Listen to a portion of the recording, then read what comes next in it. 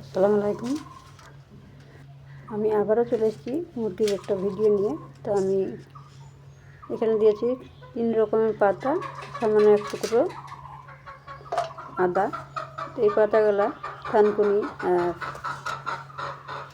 যে হাত পা কাটলে লতা লতা হয় সেই পাতাটা, আর দিয়েছি একটা তেলাকুচের পাতা।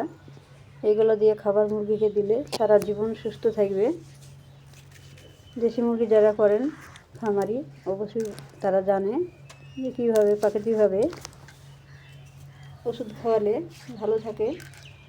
যেহেতু আমরা ছোটো খামারি, আমরা ওষুধের ব্যাপারে তেমন কিছু জানি না। তো প্রাকৃতিকভাবে কীভাবে আমি ওষুধ খাইয়ে ভালো থাকে, সুস্থ থাকে মুরগিগুলো, সেই ভিডিওগুলো আপনাদের মাঝে তুলে ধরবো।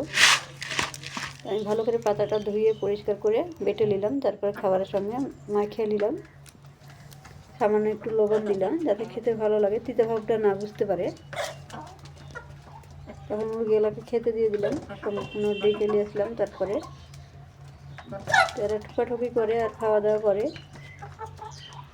তো এই যে হাঁসের রাজাটাকে খেতেই দেয় না, ওরা সবাই তাড়িয়ে দেয়। এই সাদা মুরগিটা এত যাই হোক একটু একটু করে যায় আর খায়, তারপরে লাস্টে ওকে ভালো করে খাওয়ানো হয়। আপনাদের মাঝে সবাইকে একসঙ্গে দেখানোর জন্য ওকে একসঙ্গে নিয়ে আসা। 3টা মুরগি কিনলাম, জানি না কিছু একটা নিয়ে পালালো, সেটা কোনো খোঁজই পাওয়া গেল না। মাশাআল্লাহ, আপনারা দোয়া করবেন এই ভিডিওগুলো ভালো লাগবে, আর অবশ্যই লাইক কমেন্ট শেয়ার করবেন। আর কেমন ভিডিও দেখতে চান অবশ্যই কমেন্ট করে জানাবেন।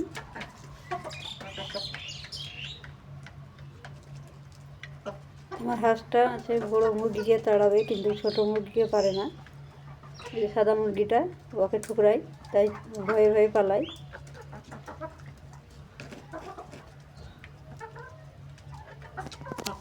তো সুস্থ আপনার ডাক্তারের ওষুধ ছাড়া ভালোভাবে সুস্থভাবে মুরগি পালন করা যায়। আর খাবারগুলা কিন্তু এই মাখো মাখো খাবারগুলো দুপুরবেলা দিলে খুবই ভালো হয়, ভিজা ভাত সকালবেলায় না দিলে ঠিক আছে। সকালে আমি শুকনো খাবার দিই, দুপুরবেলায় এইভাবে মাখিয়ে দিই।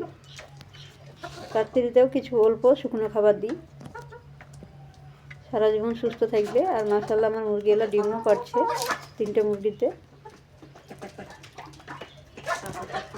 আমার বাড়ির ডিমের চাহিদা বেশ অতি কাজ হয়ে যায়। পরবর্তীতে বেশি করে মুরগি পালন করার ইচ্ছা আছে, সাধ্য থাকলে সাধ্য নাই। তো টুকটুক করে কিনবো আমি, একসঙ্গে অত মুরগি কেনা যাবে না। তো আমি অল্প অল্প করে একটু একটু করে কিনে বেশ মাশাআল্লাহ খামারিটা বড় করব। ভালো থাকবেন, সুস্থ থাকবেন। আগামী ভিডিওতে আবারও দেখা হচ্ছে।